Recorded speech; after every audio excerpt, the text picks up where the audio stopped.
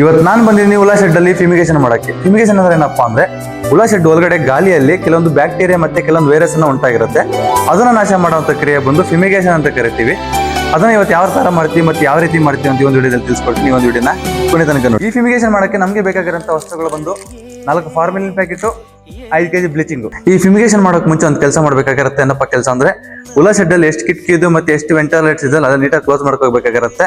ಯಾವ ತರ ಕ್ಲೋಸ್ ಮಾಡ್ಕೋಬೇಕಂದ್ರೆ ಆಚೆ ಇರೋಂತಾಗಲಿ ಒಳಗಡೆ ಬರಬಾರ್ದು, ಮತ್ತೆ ಒಳಗಡೆ ಇರೋಂತಾಗಲಿ ಆಚೆ ಹೋಗ್ಬಾರ್ದು. ಆ ತರ ಕ್ಲೋಸ್ ಮಾಡ್ಕೋಬೇಕಾಗಿರುತ್ತೆ. ಮೇನ್ ಈ ಫ್ಯೂಮಿಗೇಷನ್ ಮಾಡೋಕೆ ಬೇಕಾಗಿರೋ ಐಟಮ್ ಬಂದು 4 ಪ್ಲಾಸ್ಟಿಕ್ ಬಾಟಲ್ ತಗೋಬೇಕು. 4 ಪ್ಲಾಸ್ಟಿಕ್ ಬಾಟಲ್ ಅಲ್ಲಿ 4 kg ಅಷ್ಟು ಬ್ಲೀಚಿಂಗ್ ಅನ್ನ ಹಾಕೋಬೇಕು. ಬ್ಲೀಚಿಂಗ್ ಹಾಕೋಕೆ ಮುಂಚೆ ನಾವು ಸೇಫ್ಟಿ ಅನ್ನ ತಗೋಬೇಕು. ಸೇಫ್ಟಿ ಏನಪ್ಪಾ ಅಂದ್ರೆ ಈ ರೀತಿ ನಾವು ಮುಖಕ್ಕೆ ಮಾಸ್ಕ್ ಅನ್ನ ಹಾಕೋಬೇಕು. ಜಸ್ಟ್ ಸಿಂಪಲ್ ಇಷ್ಟೇ. ಇವಾಗ 4 ಪ್ಲಾಸ್ಟಿಕ್ ಬಾಟಲ್ಗೆ 4 kg ಅಷ್ಟು ಬ್ಲೀಚಿಂಗ್ ಅನ್ನ ಹಾಕೊಂಡಿದ್ದಾಯ್ತು. ಇವಾಗ ಏನಪ್ಪ ಮಾಡ್ಬೇಕಂದ್ರೆ 4 ಬಾಟಲ್ ತಗೊಂಡೋಗಿ 4 ಜಾಗದಲ್ಲಿ ಇಟ್ಕೋಬೇಕಾಗಿರುತ್ತೆ ಹುಳ ಶೆಡ್ ಅಲ್ಲಿ. ಮೇನ್ ಈಗ ಸ್ಟಾರ್ ಐಟಮ್ ಏನಪ್ಪಾ ಅಂದ್ರೆ ಅವಾಗೆ ಹಾಕೊಂಡಿರೋಂಥ ಬ್ಲೀಚಿಂಗ್ ಅಲ್ಲಿ ಮುಂಚೆ ತಗೊಬಂದಿರೋಂಥ ಫಾರ್ಮಿಲಿನ ಕಟ್ ಮಾಡಿ ಅದ್ರಲ್ಲಿ ಹಾಕೋಬೇಕು.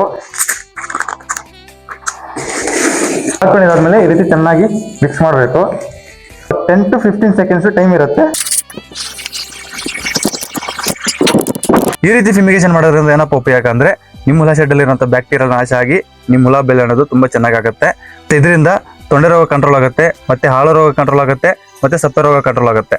ಇಷ್ಟೆಲ್ಲ ಕಂಟ್ರೋಲ್ ಆಗಿ ನಿಮ್ಮ ಹುಳ ಬೆಲೆ ಅನ್ನೋದು ತುಂಬಾ ಚೆನ್ನಾಗುತ್ತೆ. ಇಷ್ಟು ಫ್ಯೂಮಿಗೇಷನ್ ಯಾವಾಗಪ್ಪ ಮಾಡ್ಕೋಬೇಕು ಅಂದ್ರೆ ಹುಳ ಬರಕ್ಕೆ 2-3 ದಿನ ಮುಂಚೆನೆ ಮಾಡ್ಕೋಬೇಕು. ಅಂದ್ರೆ ಈ ರೀತಿ ಫ್ಯೂಮಿಗೇಷನ್ ಮಾಡಿದ್ಮೇಲೆ 24 hours ಮಾತ್ರ ನಮ್ಮ ಹುಳ ಶೆಡ್ ಅಲ್ಲಿ ಇದ್ರೆ ಸಾಕು. ಮತ್ತೆ 24 hours ಆದ್ಮೇಲೆ ಓಪನ್ ಮಾಡ್ಕೊಂಡ್ರೆ ಮತ್ತೆ ಫುಲ್ ಗಾಳಿ ಬಿಟ್ರೆ ಮತ್ತೆ ಆರಾಮಾಗಿ ಹುಳ ತಂದು ಹುಳನ ಮೇಯಿಸ್ಕೋಬಹುದು.